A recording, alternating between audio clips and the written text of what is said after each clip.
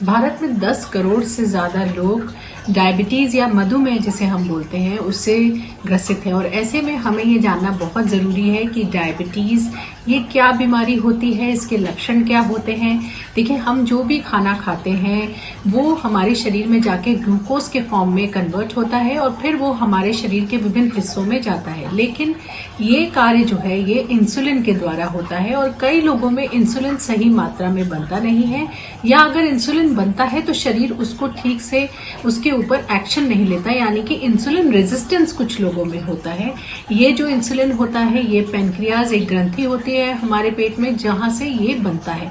ऐसी स्थिति में जब कुछ लोगों में ये इंसुलिन सही मात्रा में नहीं बनता है तो उनको डायबिटीज की समस्या सामने आती है, क्योंकि ऐसे में उनका जो शुगर है यानी कि जो ग्लूकोज है बॉडी में वो खून में ज्यादा हो जाता है और वो ठीक से बॉडी में एब्जॉर्ब नहीं होता और जो कार्य उससे हमें करना चाहिए वो हम नहीं कर पाते हैं।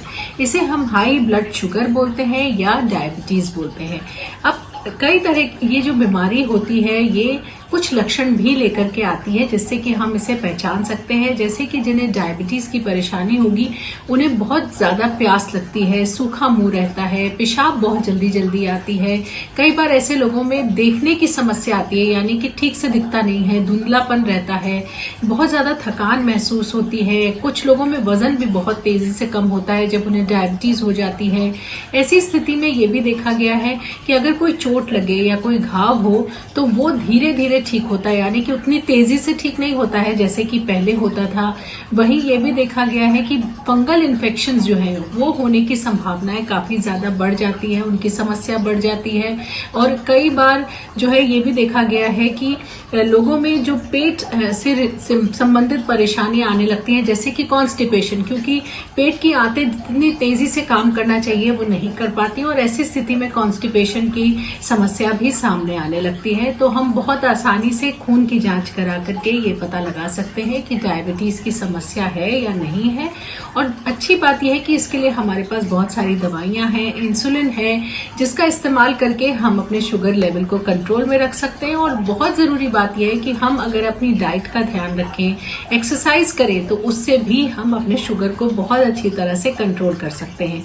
एक कैटेगरी होती है जिसे हम प्री डायबिटीज बोलते हैं, यानी कि डायबिटीज होने की संभावनाएं ऐसे लोगों में बहुत ज्यादा होती हैं जो कि प्री डायबिटीज की रेंज में आते हैं ब्लड टेस्ट कराने पर, यानी कि इन लोगों को डायबिटीज आने वाले समय में हो सकती है, उसकी संभावनाएं बहुत ज्यादा है। और अगर इसी स्टेज पर हम सतर्क हो जाएं, यानी कि इसी स्टेज पर अगर हम अपने लाइफस्टाइल में परिवर्तन लाएं, डाइट को ठीक करें, एक्सरसाइज अपने रूटीन में लेकर के आए तो हम प्री डायबिटीज स्टेज से ही जो है इसको रोक सकते हैं और डायबिटीज में तब्दील होने से बचा सकते हैं।